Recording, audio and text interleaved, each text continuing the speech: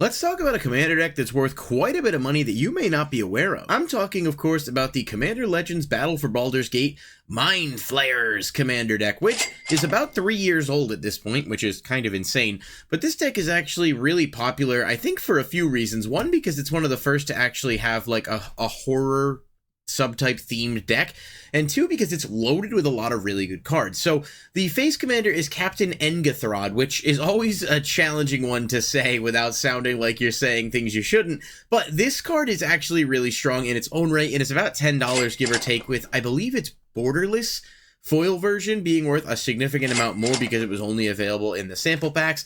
But this card is cool and very fun to build around, but it's not the only reason this deck has value. There are a lot of really good reprints in here. Some of them are at the very high end of this deck list, including cards like Zealous Sanity Flare, which is over $20 at the time of this video.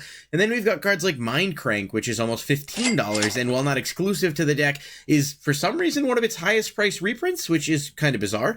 Then we've got cards like the Haunted One, which is one of those background enchantments that up to this point I believe have only been in that set at around $8, and a couple of other decent reprints like Spellskite around $6 out of here, and even cards like Lightning Greaves, which, I mean, it's in pretty much every precon, which is great, but it always ends up holding its value, so it does go back up over time, and this copy's around like $6 to $7, so it just adds more value, and that's not even considering the large handful of cards that range between $2 to $4 in this deck that are, you know, exclusive to the deck, new cards that work within the horror subtype. It's just a really, really interesting deck because I didn't think it was that great when it came out, and for a long time it really wasn't super expensive, but now, as time has passed, it has clearly risen to the top of the Commander Legends Battle for Baldur's Gate precons list, and even the other decks are pretty expensive too. So what do you guys think of this deck? Have you had a chance to pick it up and play with it? Have you ever built anything around this commander? Obviously nowadays it's pretty pricey, but if you could find it at MSRP, is it one you think you'd grab? Let me know what you guys think in the comment section down below, and if you want to hear about more